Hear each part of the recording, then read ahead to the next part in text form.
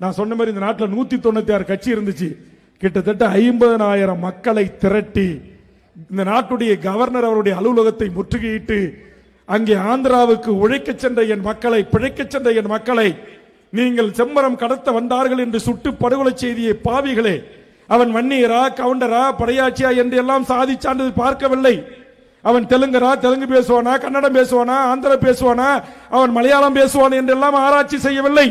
அவன் செத்தவன் என் தமிழ்நாட்டை சேர்ந்த என் தமிழர்கள், என் நாட்டின் உறவுகள், என் மண்ணின் மக்கள் என்று கவர்னர் மாளிகை 50,000 மக்களை திரட்டி போராடி அந்த 21 குடும்பத்துக்கும் நீதியை பெற்று தந்தது தமிழக வாழ்வுரிமை கட்சி.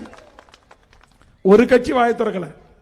கவர்னர் மாளிகை முற்றுகையிட்டு அந்த பல்லாயிரக்கணக்கான கூட்ட நெரிசல்ல என் தம்பி வினோத் என்பவன் இந்த கொடியை தாங்கி வருகின்ற போது அவன் ட்ரெயின், மெட்ரோ ட்ரெயின்ல ஹெச்டில அந்த கொடிப்பட்டு அதே இடத்தில் துடிக்க துடிக்க இறந்தான். ஒரு உயிரை தியாகம் செய்து 21 உயிர்களுக்கு நாங்கள் உரிமை பெற்று தந்தோம்.